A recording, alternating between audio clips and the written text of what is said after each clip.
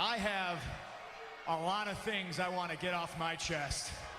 Hoje eu vou te explicar como o CM Punk revolucionou a luta livre fazendo uma das maiores promos de todos os tempos. Pra mim, é a maior. Só que aqui eu vou frase por frase e vou te explicar todas as referências que ele colocou nessa incrível promo. Então se inscreve no canal, deixa o like e vem comigo.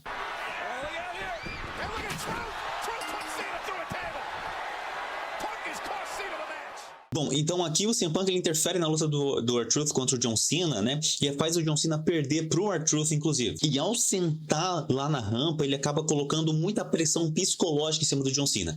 John Cena, while you lay there, hopefully as uncomfortable as you possibly can be, I want you to listen to me. Então quando ele fala, John Cena, você tá deitado aí, eu espero que mais desconfortável possível, é o CM Punk entrando na mente do John Cena, falando que ele é responsável por deixar o John Cena naquela posição desconfortável. E ele tá ali pra ser esse cara. Porque o John Cena, ele sempre foi o cara que é mais confortável na empresa. Sempre em posições favorecidas, sempre em posições confortáveis. E vai ser o CM Punk que vai tirar o John Cena da zona de conforto. Seja psicologicamente ou fisicamente, que é nesse caso aqui. E não só isso, ele coloca a pressão de que o John Cena vai perder o título, né? Porque quando ele fala que em 3 semanas ele vai pegar o título, ele vai sair com o título e vai abandonar a empresa, você está falando assim, eu sei que você é o herói da empresa, então cabe a você dar o seu melhor para me impedir de acabar com a empresa, então tá nas tuas mãos. Mas é claro, a frase mais icônica, uma das frases mais icônicas da Pipe Bomb é quando ele fala que tem bastante coisa para tirar do peito. I have a lot of things I want to get off my chest. E aqui pra mim é muito simples. O CM Punk ele acaba falando a verdade pro John Cena. I don't even dislike you. I do like you. I like you a hell of a lot more than I like most people in the back. I hate this idea that you're the best. Que não é que ele não gosta do John Cena, que não é que ele odeia o John Cena. Ele só não se importa com o John Cena. O Cena, apesar de toda a posição favorecida e privilegiada dele, o John Cena sempre foi um cara que mostrou muito respeito pelas pessoas nos bastidores. Eu entendo que existem talentos que o John Cena foi responsável por enterrar, né, e fazer sair da empresa, mas pela visão do CM Punk, o John Cena não é esse cara, porque sempre foi um cara que conseguiu apoiar o John Cena, e nessa época aqui até eles se tornaram melhores amigos, olha só que absurdo. Mas eu acho que também tem um tom do CM Punk já ser um cara muito odiado nos bastidores, por ter uma personalidade muito forte, né? E aqui ele deixa isso muito claro, que apesar de o pessoal me odiar, apesar de eu não gostar do pessoal que tá ali, porque ninguém se importa comigo, você é diferente, então eu acho que a gente tem uma conexão aqui. E eu acho isso icônico, cara, porque é o vilão falando pro herói, e nós dois, nós somos iguais, então a gente se gosta. E pra mim aqui é quando o CM Punk ele realmente coloca tudo pra fora. É a verdade. Porque quando ele fala, ele odeia essa ideia de que o John Cena é o melhor, ele tá representando todas as pessoas nessa época aqui de 2011, no auge da PG Era. É onde ele fala que, apesar da WWE empurrar o John Cena cada vez mais como o herói, como o cara que vai salvar as criancinhas, como um novo super-homem, ele não acredita nessa ideia. Ele não compra essa ideia. I'm the best. I'm the best in the world. E aí, é lógico, aqui em relação a um script, o CM Punk acaba falando que eu sou o melhor do mundo e tal, mas aqui eu não acho que seja algo que ele realmente acredite ou que realmente seja fora do script. Aqui pra mim era o que ele precisava colocar, precisava fazer para poder criar um novo slogan para ele, para poder criar uma nova catchphrase, que é o best in the world, né, o melhor do mundo. Porém, aqui onde tudo começa a desandar, porque ele acaba falando que tem uma coisa, o John Cena é melhor que ele, que é puxar o saco do Vince McMahon. There's one thing you're better at than I am, and that's kissing Vince McMahon's ass. Existem algumas coisas na WWE, principalmente nessa época aqui, que você não poderia falar, que você não pode colocar essas coisas na televisão. E a principal delas é você mencionar o nome do Vince McMahon. E, inclusive, isso é uma regra real, tá? Que existia na época quando o Vince McMahon estava na WWE, né? Estava responsável pela empresa. Não podia mencionar o nome dele sem autorização dele. Eu entendo que aqui fazia parte ali de todo o teatro, fazia parte de todo o script. É gigante, tá? Você mencionar o nome do Vince McMahon, principalmente no negócio super negativo e que as pessoas já imaginavam o que aconteceria. Mas não só isso, ele coloca o John Cena comparando essa puxação de saco com o Hulk Hogan e com o The Rock também. Porque ele não chama de The Rock, ele chama de Dwayne, ou seja, não é só o lutador que puxava o saco, era a pessoa mesmo. You're as good as kissing Vince's ass as Hulk Hogan was. I don't know if you're as good as Dwayne, though. He's a pretty good ass kisser. E isso sempre fica muito claro, porque esses três caras sempre foram favoritos do Vince McMahon. Nos anos 80 foi o Hulk Hogan, no final dos anos 90 e início de 2000 foi o The Rock.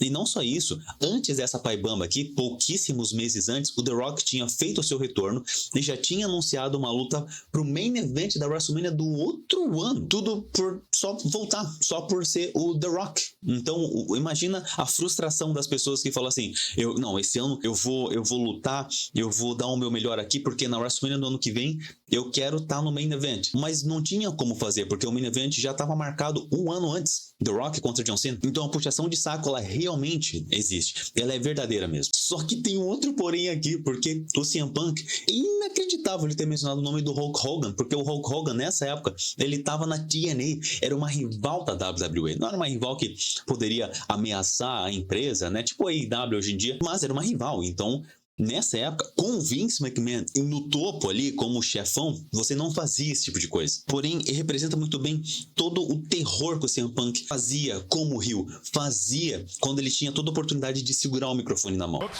I'm breaking the fourth wall.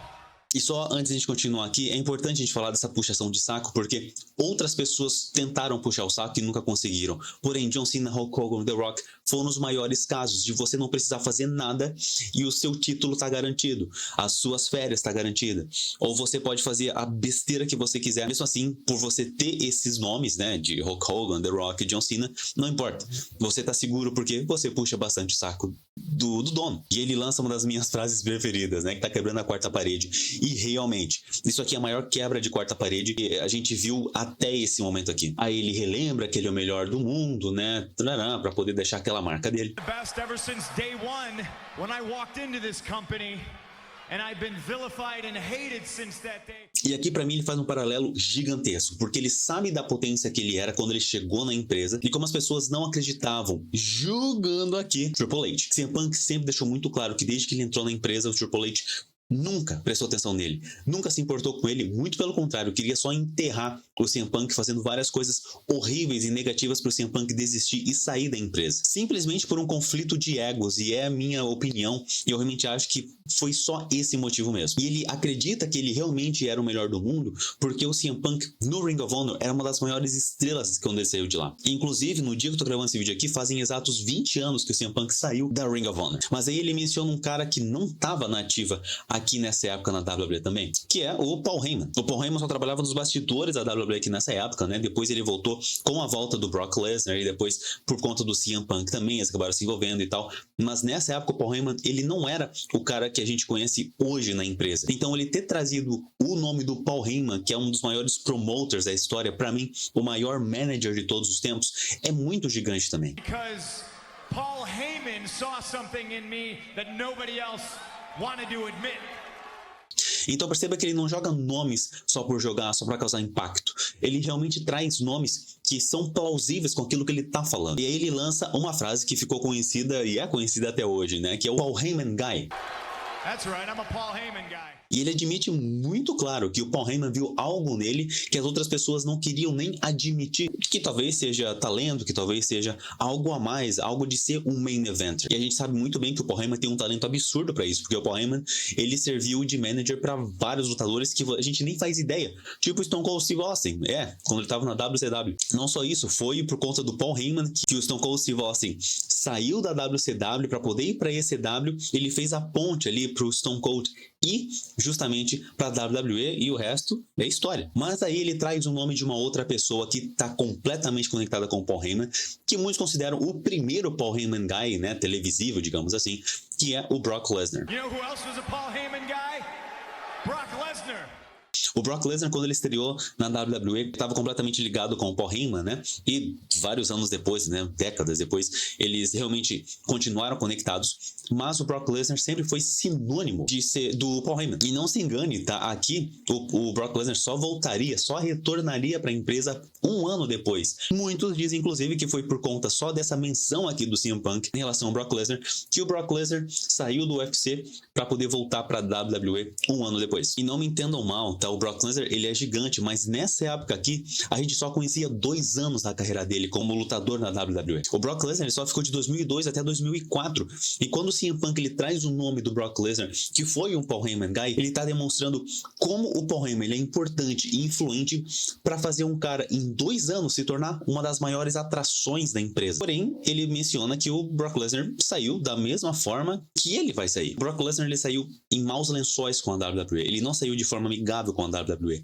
O pessoal começou a cansar dele, começou a ter aquele negócio que o John Cena tava sofrendo também. Que é um cara que, tipo assim, não importa o que faça, sempre vai estar ganhando título e tudo mais. E até um certo momento é legal, mas depois acaba enjoando. Então isso aconteceu diversas vezes na WWE, né? Com Hulk Hogan, com John Cena, com o Roman Reigns. Mas o Brock Lesnar, ao invés de continuar na empresa, ele falou assim, mano, eu não vou conseguir suportar isso aqui, então eu vou sair. E teve aquela luta horrorosa, né, dele contra o Goldberg. Porém, a diferença é que o CM Punk sairia com o título da WWE. E pra mim, aqui, o CM Punk lança uma das frases mais subestimadas dessa promo aqui, que é quando ele fala dos brass rings do Vince McMahon. Significa, é basicamente algo, tipo assim, o maior valor possível dentro de uma empresa.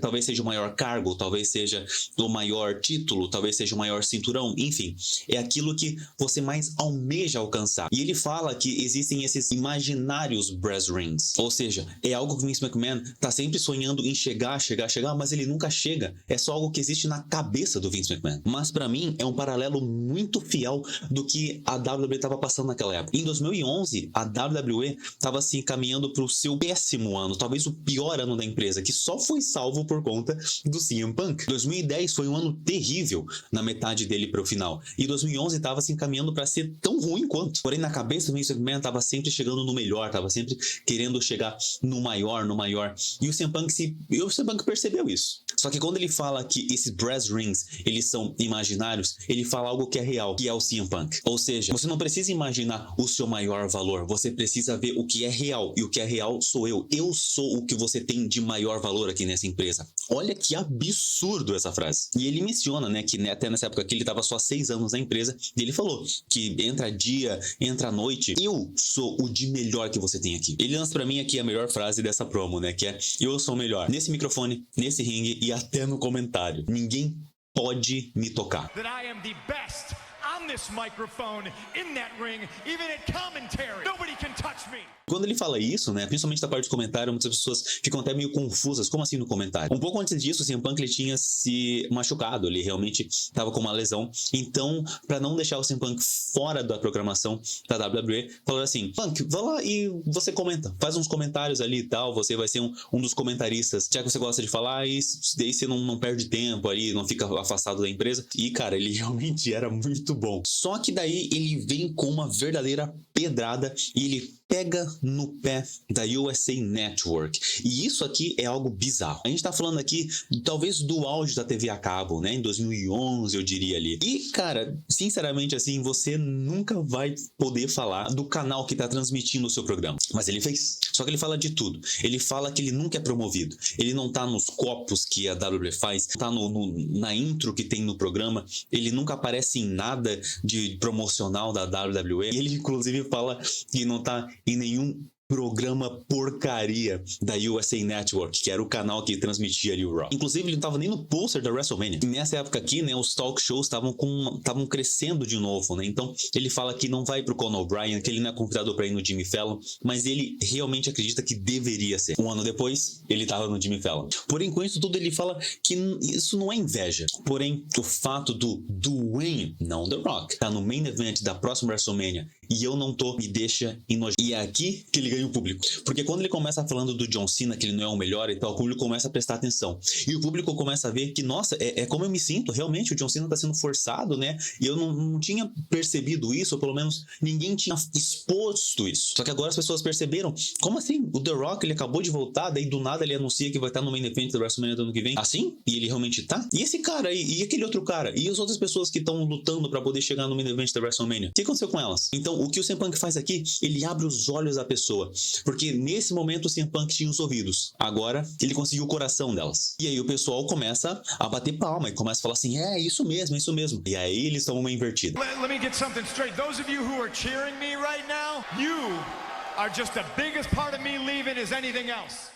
Porque apesar do CM Punk estar falando verdades aqui, ele ainda é heel. Então ele lança mais uma pedrada. Deixa eu entender uma coisa aqui. Vocês que estão aí batendo palma pra mim e tal, vocês são a maior razão de eu querer sair dessa empresa do que qualquer outra coisa. E realmente é verdade. As pessoas estão ali comprando merchan, estão comprando os copos, estão comprando cinturões, colocando dinheiro nessa empresa. É sinal de que as pessoas não querem lutar pra uma coisa melhor. As vozes das pessoas, até nessa época aqui, não eram ouvidas. E se tornou algo tão cultural dentro da WWE, das pessoas não quererem colocar a sua voz, expor a sua voz, que a WWE nunca dava bola, que o pessoal nem começou nem a querer fazer mais, sabe? Não querer, se você quer um lutador que apareça mais e tal, que hoje em dia isso acontece bastante, você pode fazer um tweet, você pode gritar lá no meio da plateia. Nessa época aqui, não existia isso, não tinha isso. Começou um pouco mais pra frente, porque o CM Punk deu voz a essas pessoas. E aí ele fala do fundo do coração, porque vocês ficam comprando essas coisas aí de copo e tal, que eu nem tô nesses merchan aí,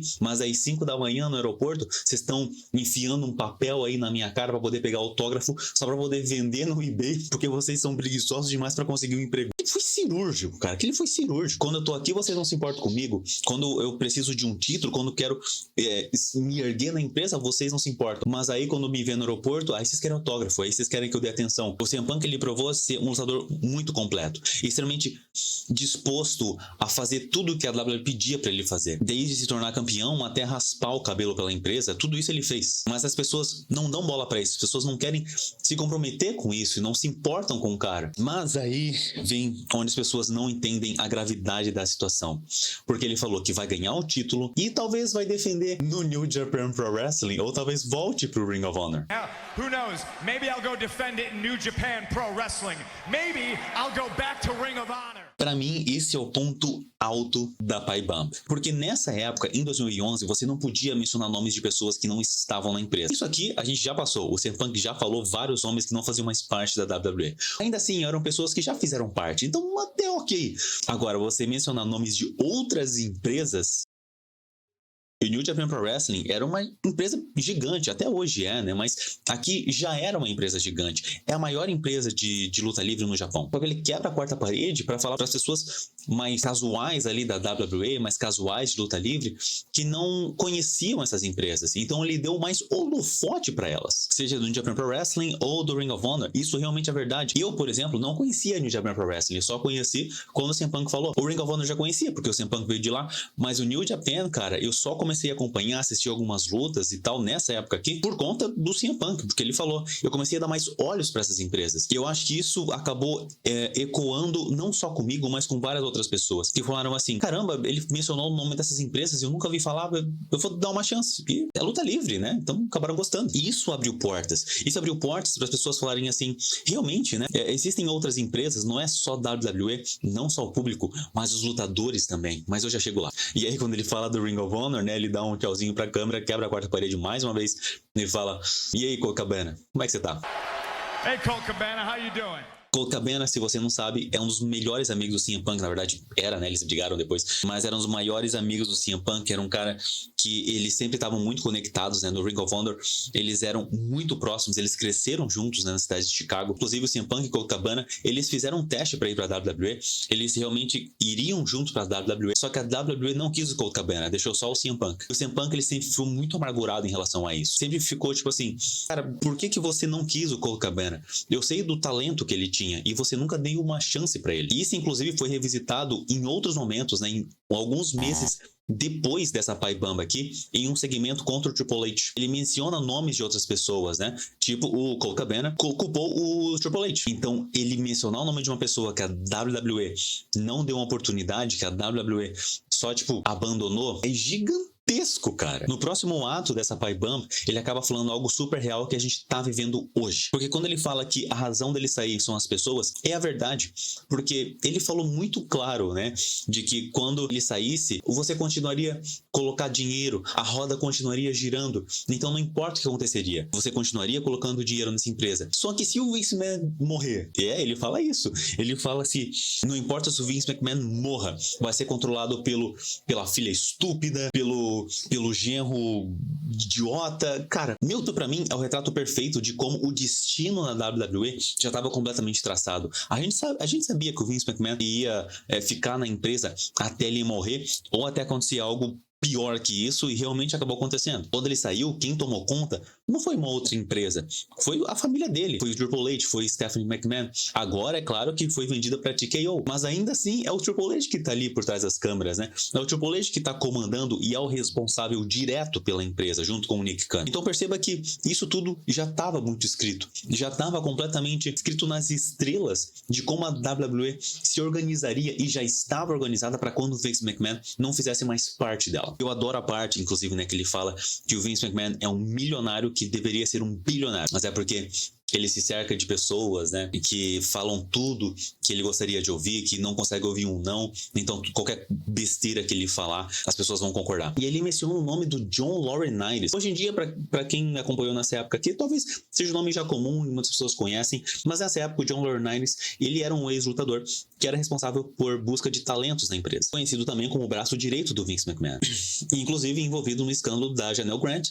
E essa menção do John Laurinaitis aqui foi muito importante porque em 2011 e 2012 o John Laurinaitis se tornou uma figura muito importante na televisão da WWE, nos programas da WWE. Ele colocou um nome que as pessoas nem conheciam por trás das câmeras, apesar de ser um ex-lutador, um lutador super famoso que as pessoas conheciam, ainda mais pelo nome real dele. E aí, antes de ser silenciado, CM Punk fala que quer contar uma história pessoal do Vince McMahon e fala sobre bullying e tudo mais, só que o Vince McMahon é o maior bully que já aconteceu e aí ele é cortado. As pessoas falam assim, nossa, queria muito saber que história é essa do bullying, a gente nunca soube, nunca vai saber que história é essa de bullying aí que o CM Punk tava falando, mas o CM Punk falou disso. No Raw, depois da Pai Bam, teve um segmento do CM Punk e o Vince McMahon e posteriormente o John Cena, onde tinha que assinar o contrato, e o CM Punk destruiu o Vince McMahon. E inclusive ele falou que o Vince McMahon é um dos maiores bullies que já existiu na história. Ele inclusive acaba mencionando o Colt Cabana ali e tal. Daí fala assim, e você não sabe, você não se importa que as pessoas querem, né? Você não se importa com isso, porque você não sabe o que é necessário para construir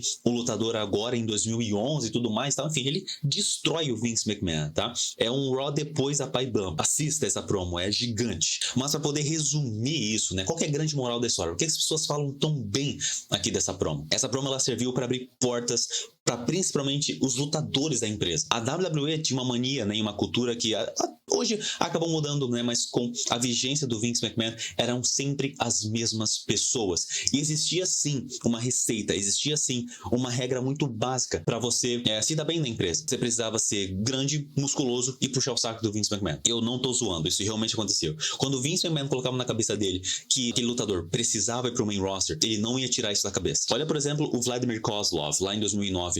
Teve um SmackDown que ele derrotou o Undertaker limpo. Aí você me pergunta, mas quem que é Vladimir Kozlov, Alba? Pois é.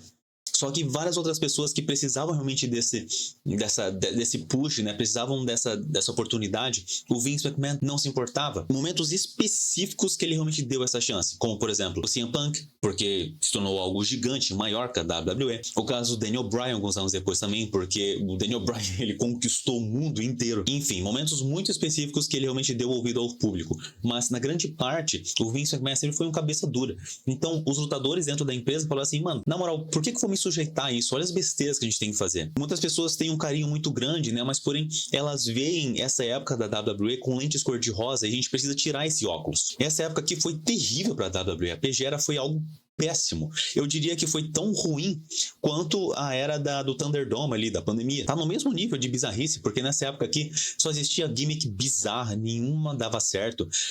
Até gimmicks que eram até imponentes, né? Tipo o Lord Tensai, por exemplo. Deu 2 meses, o cara tava dançando de lingerie. Eram gimmicks completamente infantilizadas e bizarras e completamente preconceituosas, que não faziam nenhum sentido e são completamente datadas pra luta livre atual. E até talentos incríveis que eram desperdiçados. Olha, por exemplo, o Zack Ryder. Teve 1 mês de fama, porque ele se tornou super over com o pessoal na internet, justamente porque ele não tinha tempo na TV. Fizeram o quê? Deram um título para ele no United States, perdeu logo depois e foi destruído em TV ao vivo. Olha o Cody Rhodes. E aqui é onde eu quero apontar aquele negócio do CM Punk ter falado da New Japan Pro Wrestling, do Ring of Honor. Ele abriu portas, e o Cody Rhodes mesmo já falou isso numa promo, né, com o CM Punk, lá no começo do ano passado, né, perto do Royal Rumble. O Cody Rhodes falou assim, CM Punk, quando você fez a Pai Bam, eu fiz o que você falou. Eu fui pro Ring of Honor, eu fui pra New Japan Pro Wrestling, eu fui pra outras empresas, eu rodei o mundo, depois eu voltei e me tornei o main eventer, me tornei um campeão. E ele não é o único. Olha os outros nomes. Eu falei do Zack Ryder, né, o Matt Cardona.